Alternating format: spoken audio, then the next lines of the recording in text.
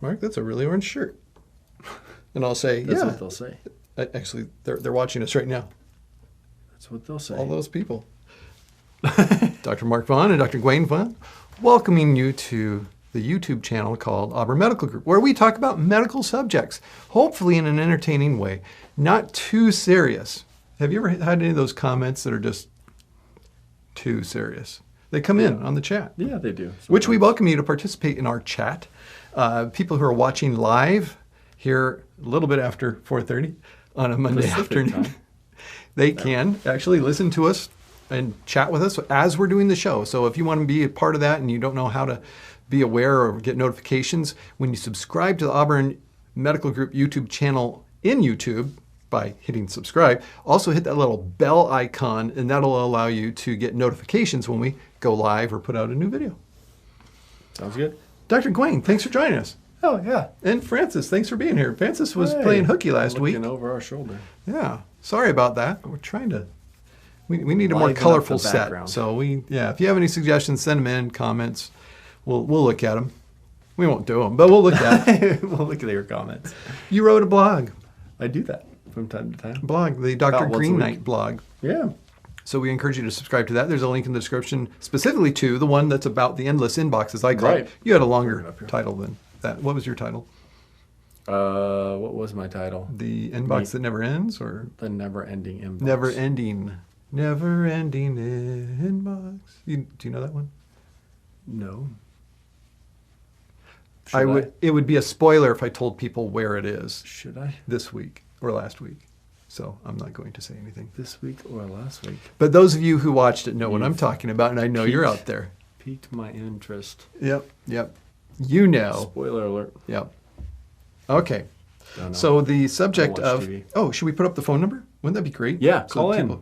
People could actually call Let's in. interact. Well, some people are interacting online. Bianca and Bria, hello. There we go. Bianca was giving us an update. It's There's actually the 12:34 Phone number a.m. right there. Phone number. You can call that number. Call it. Call It'll us. ring this phone right here. Do we comment questions or how do we submit questions? Oh, they're doing it right now. That was a question. That's how you do Congratulations. it. You did it. Pat on the back. You did it. Oh, that's what we do. That was it. We submit That our was, questions. That was the question. Yep. So, thank you. That was really cool. That's the show for today. I like how Bianca's like, just Somebody- type it and see if somebody they'll submitted answer. a question. That's pretty much how it goes. Just type it and see if we'll answer. That's not always. Sometimes Bianca was walking them through it. Yeah. Step by step. Step one, Ask press the question. super chat. Step two, pick the highest number. Listen to him. Bianca's good too. She gives good advice, but I like this. I like where this is going. Super chat is the preferred mode of communication. We definitely answer those questions. Otherwise, we'll see if we get to them. Yeah. Yeah. So, and we actually take the phone calls by voice, and your voice is We'll on. take the phone calls. Yeah, you Yes. do that. Yeah, we do that. Which Lindsay Antwine did a few weeks back. Bianca. She came over the phone, Bianca did it a while back. and Bianca. Yeah. It's been a while since we've had any is- calls. It is there. It's okay. I'm looking at this. We're here if you need us. I think that I'm seeing Lindsay's phone number there. Oh, wow. I didn't know that we had that. All right. So, with that, shall we jump into the subject Talk of about the inbox. the inbox? Okay. Tell us, what is the inbox? What is the? Dr. I guess Green? we need to know what the inbox is first. So, Okay.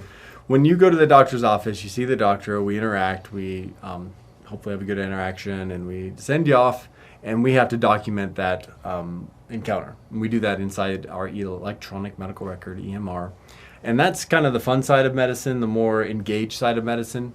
But beyond that, we have this inbox that we have to get through, and both of us are a little OCD. Maybe some of us are a little more than the other, and so we need to get through it. We both try to get through it completely within the day to get it completely through everything. And I think our patients appreciate that. They appreciate that we get to those things. But this inbox essentially is composed of all of the work that we need to do outside of a patient visit. So it includes like refills. Sometimes, people need refills on something. It'll come to us from the pharmacy. It includes telephone encounters where somebody's called our office and there's an encounter, or interacting with us through the, what's that called? My Health Online, which is That's what it's called. the online portal for our EHR. I noticed you put a link for that. Very Yeah, good. you like that? That was cool. I All put a the link patients right in can his sign article. up. And actually, I don't mind that. That's a way we can directly dialogue with patients, which is nice. What else is in that? What am I missing? You said you don't mind that. I don't People come mind through that. Health No, Online. yeah. Really, actually, that's where we go to. I don't know if you do. I go to it first before the phone calls that the MAs take and transcribe whatever the patient wants done. Well, why go to that when I can go to the MHO messages that the patient actually wrote themselves and encourage patients to skip that step of having a middle person take their message and transcribe it.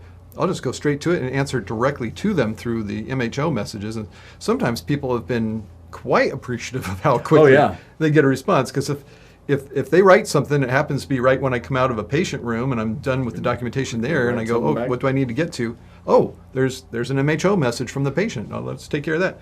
And to me, it's just been sitting there waiting for me. I'm not really realizing they just now wrote that. It does have a timestamp in there, but I never look at it. I never look at it. I just whatever comes into my inbox, I go through it. First MHO, and then things like refills. Yeah, we kind of have this hierarchy of the importance of these CC things. charts is like way down. That doesn't matter because nobody's waiting for that. Right. Yeah. Yeah, if you have somebody waiting on you, an MHO message, which is a patient's message directly to us, I go. Yep. That's where I go first. And I actually was thinking about it. I was trying to think of a way we could quantify how many we could do. There's actually a way to do that because when I go on vacation, you cover all my charts. Yeah. And then I get that little thing back that says, how many I did? Yeah, how many you did. And it was about 200 for the week I was off. So it's about 200 messages a week or so. So that breaks down to 40 a day or so, which is significant. And some of them take a lot of time. Now, some of them are quick. Wait, does that include everything, like the CC charts? Yes, that would be everything that you addressed in my inbox. Okay. So some of those are, you look at it, you review it, you click OK. Yeah. You click Done, actually.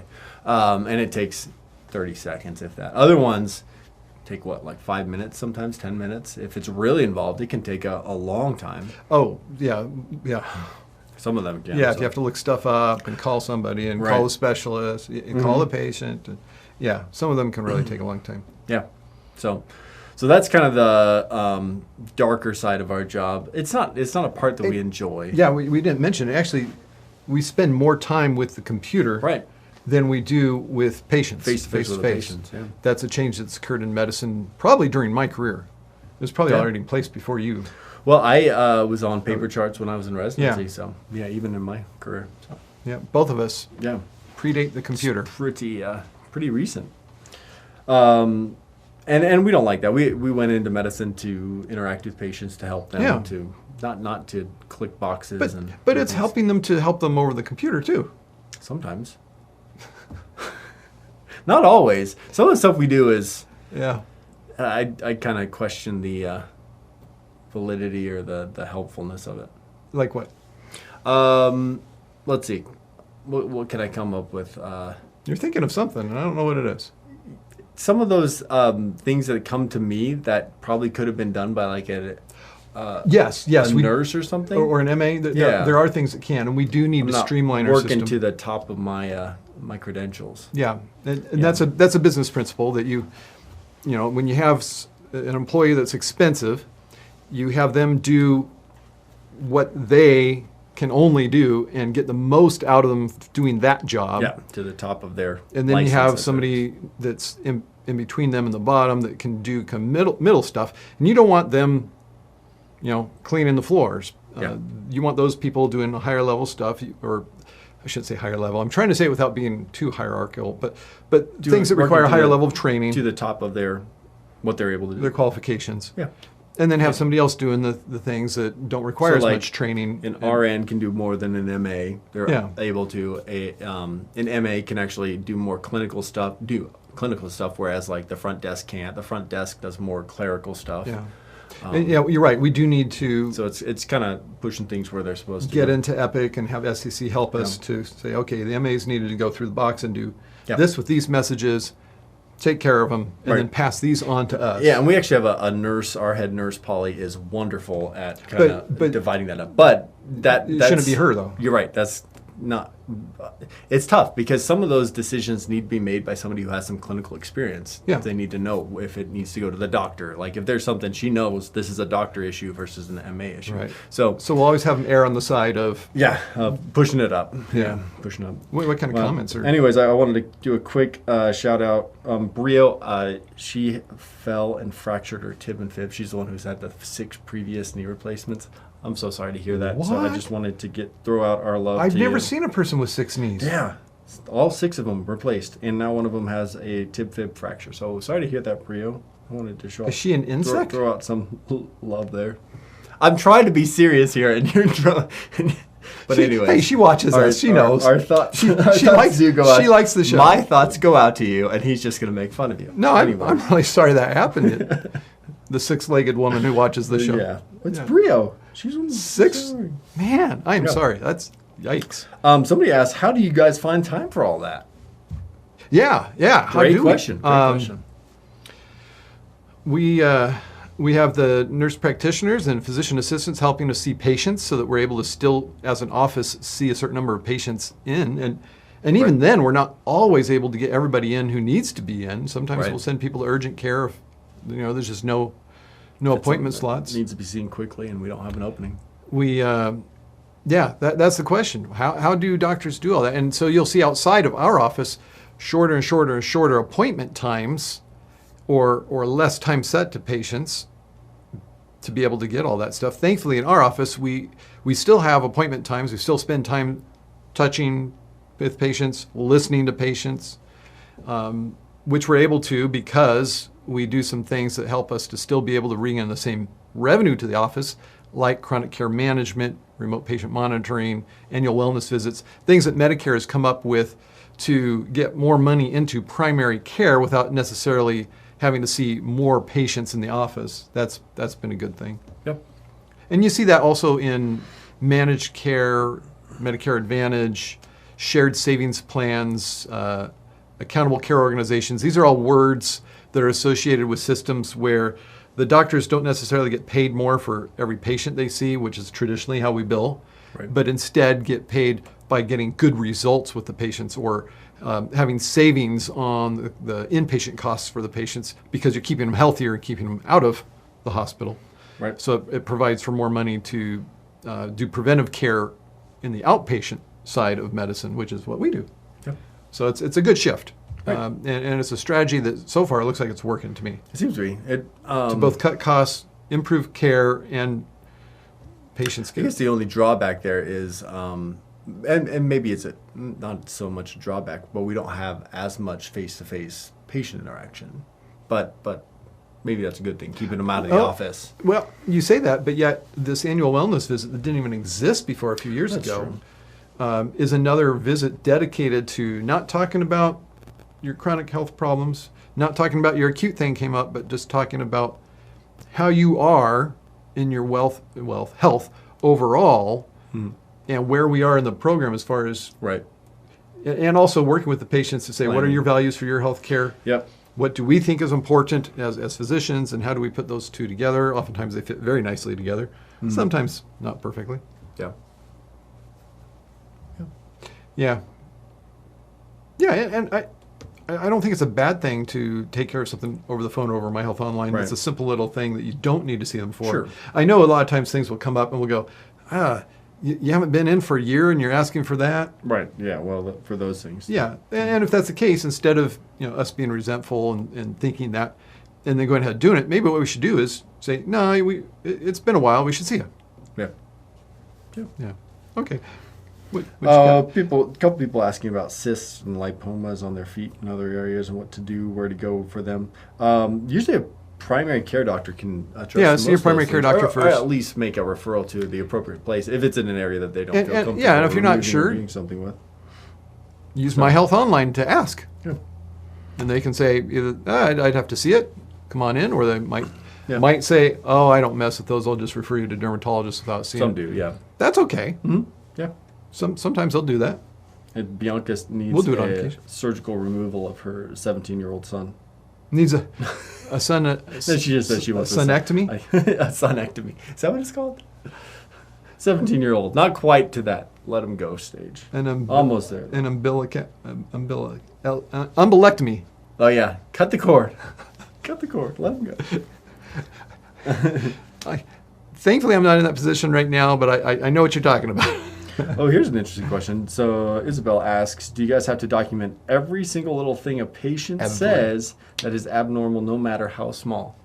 I try to. Try to. Because, yeah. Sometimes you can't keep up. Just reality. You're right. Yeah. Sometimes but people we're supposed have to. 20 different problems, and some of them are small. And sometimes they keep coming as you're walking out the door. I just, forget about them as sometimes you close the door to get away, and you still hear them. They're muffled, but you still hear it. That happened to me last week. Oh, man. I mean, I love my patients. I don't want to be seen as a cold-hearted person who doesn't care. And if you're watching this, you're not that patient. But if you know, you know. But if you know people, you know sometimes there are those that miss the cues, right? The social cues. Yeah, that's right. or you log off. Worse than me. You get up, you walk towards the door, and put your hand on the door knob. Like last week, and they still keep talking. I knew you wanted to be done with the show. Yes, he picked up on the cues. I knew the cue. I wanted to get that slide done. My hand was on the door. I just ignored the cue. It's not that I didn't pick up on it. No. Should we role play for our audience the patient who doesn't get the social cue?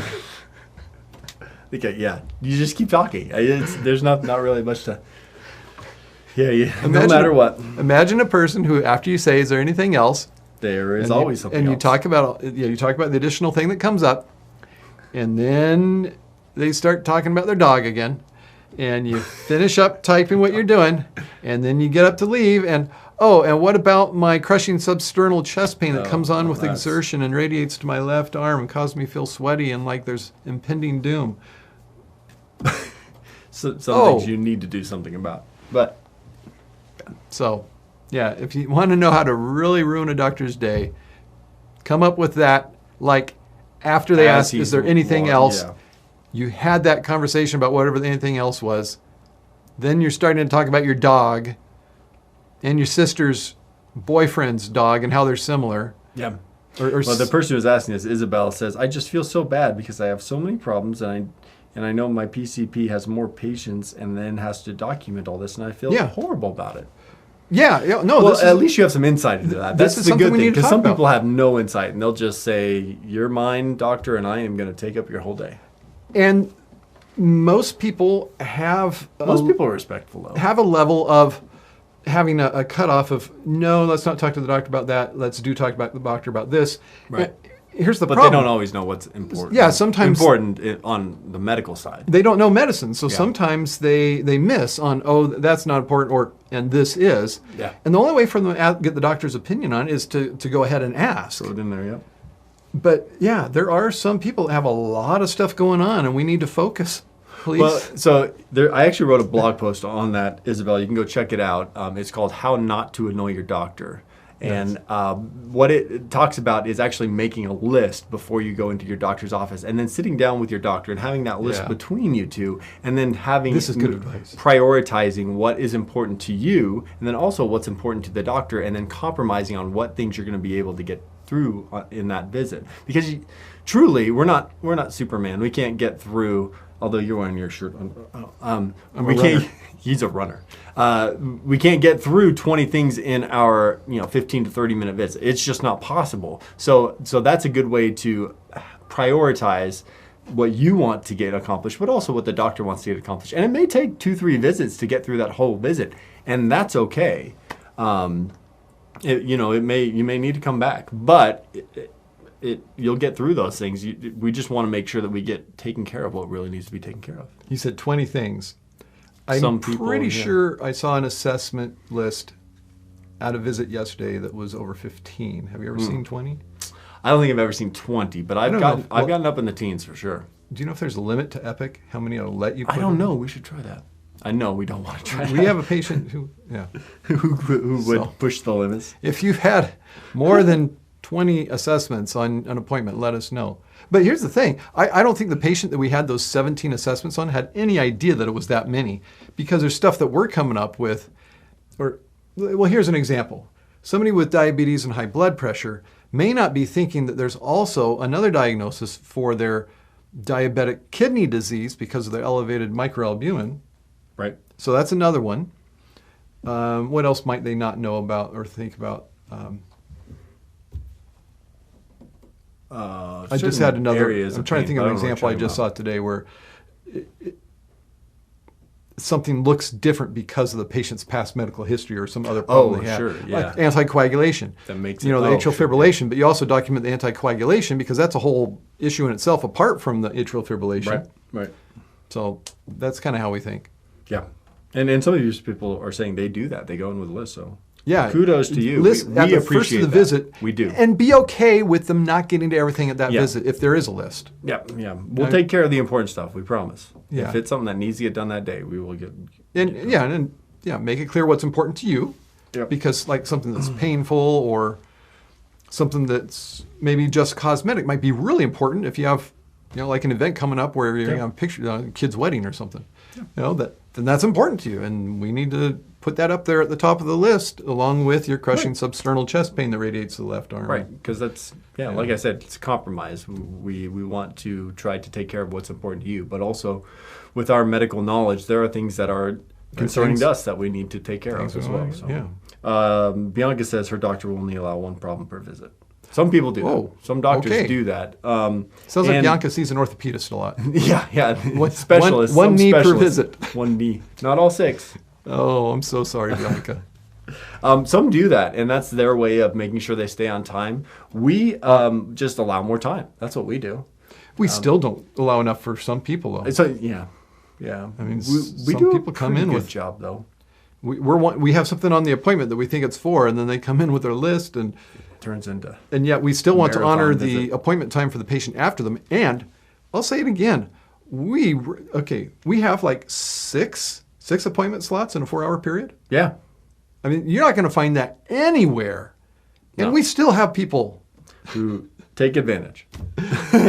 Who don't. And there are people, I have to say, I need to respect my next patient's They will unendingly fill the void that you allow them. Yeah. And so to a certain extent, I wonder if it's wise to allow that much time because it just gets filled. It does. Yes, it is okay to do that. Maybe we need to have... You're having like an existential crisis here about maybe your office policies. That's right. Comment. What are your thoughts? Of course, they're going to let's take care of the patient. Let's do what's best for them. Oh. Okay. People have been commenting back and forth here. What super chats have we been missing? Yeah, that's the question, huh? Are we missing the super chats? I don't think... I feel like a televangelist. Maybe... Maybe I live in Maybe I need to walk them through it again. So, in that little box on the bottom, to the far left... Use the phone number. That's what we want you to use. Use that phone number.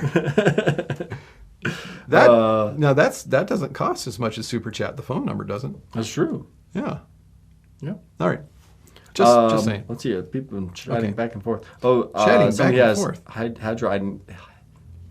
Hydradenitis, I can say. Hydradenitis. They were the ones that is the worst. Yeah, that is the worst, and sometimes you need some surgery to get rid of some of those things. Little things about hydradenitis. I just like to throw this out because I feel knowledgeable. That's why. He isn't actually. He just feels. It's these abscesses that people get in their sweat glands, and or groin sometimes, and they get drained quite often because they just keep filling up with pus. Well, it's actually a sterile pus, I believe, because it's a autoimmune problem, not an infectious problem. Yeah. And so antibiotics aren't helpful. And they just have to keep being drained to get rid of the pain from all the pressure inside of them. Yeah. Sometimes they'll have to go to surgeon and actually have the glands removed. Which, how do they do that? Do they do skin grafts? I've never seen it. Yeah. I don't know. I think it's, kind of, I don't know. I bet you if you watch some Dr. Pimple Popper, you'd probably you think she covers find that somewhere. I bet. I usually think of it being general surgery who does those. You laughing at the comments? No, I just... He's laughing at you. Somebody was saying that they mentioned chest pain. It was one of those where the doctor was going through the review of systems, and she said, "Oh yeah, that too." It's like, I got chest pain, yeah. And do your teeth itch? Yeah. Yeah. And does it hurt behind your eyes when you urinate? Hurt. Retroorbital. Yeah, we got a name for that. Retroorbital post-micturitic cephalgia. There you go. Anyways, That's the fun part of medicine, being able to speak in, is it Greek? Latin. Latin. I'm sorry. Greek. I There's not a lot of os and get New Testament Apolos. Greek and the New Testament Greek. and Latin mixed up. Yeah. Latin. Sorry, It's Latin. it's Latin. All So Latin, since that seems to be it with your calls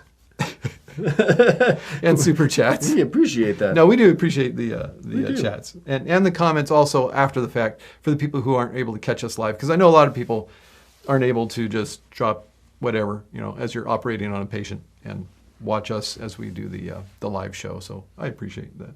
Yeah. But for those of you who can, as you're delivering a baby, drop them so you can catch our live broadcast. But Bianca says we're not millionaires, so that's why we didn't get any super chats. oh no, I think that's what she's- Bianca contributes in all She's sorts great. of ways. I mean, Rio's great. We she's got telling all people the, how to ask questions. That's right. She's contributing. That's right. You guys are. Yeah. You guys are great. Yeah, Our friends on the other side of the drink. That's right. All right. Thanks again. Yeah. Anybody you want to thank? Absolutely. Boo Boo Kitty. Thank Boo you. Boo Kitty, thank you. You are one of my patrons. And Lindsay Antoine. Oh, and if you love getting your name mentioned, look at Patreon. You've got patreon.com/Dr. Green Knight. Yep. And patreon.com/Dr. Vaughn. That's how you get your name mentioned if you like your name mentioned. And we'd be glad to do that for you. It tells you how to there. Otherwise, until next time. Yes, that's it. All right. Vaughn. And Dr. Mark Vaughn telling you to stay in good health. See you.